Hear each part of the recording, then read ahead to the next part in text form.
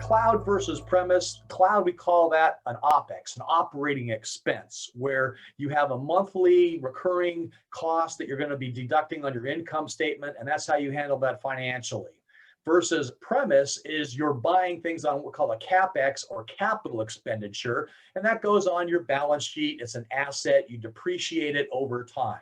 So from a financial standpoint, depending on what the values of a particular company are, they might lean one to the other, OpEx or CapEx. So that's important for us to know and say, there are companies that says, nope, we buy everything, we finance it ourselves, we put it on our balance sheet, we depreciate it over time. That's what's the most effective financial model for us.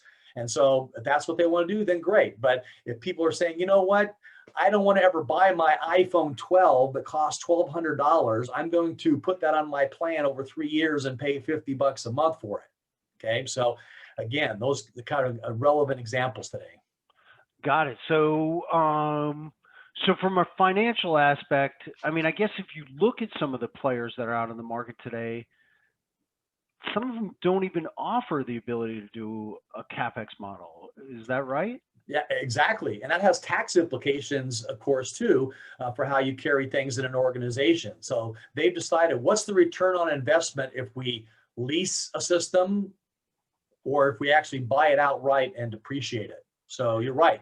The other folks that you had mentioned in the hosted environment, they won't even be able to offer a capital expenditure type thing. So it limits the choices that the end user ultimately has.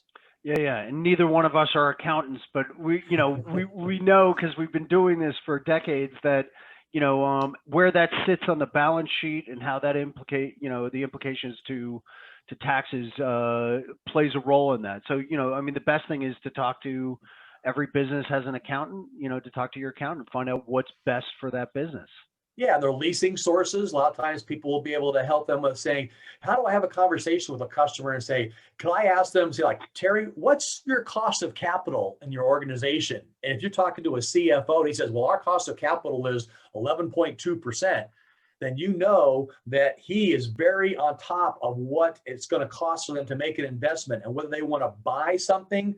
For example, if they want to buy something outright, a premise-based system, and pay $30,000 for a phone system, they're going to tie up cash. Either they're going to finance it or they're going to take monies out of their own profitability to pay for that, versus we're going to pay per month on a lease basis or a rental or a hosted type application. And that's going to be more beneficial. So we have that capital freed to do other things with it. So that's the financial decision making. And if you can have those kind of conversations, great. If not, like you say, engage accountants, engage tax attorneys, engage your leasing partners to help you understand what the differences are between CapEx and OpEx.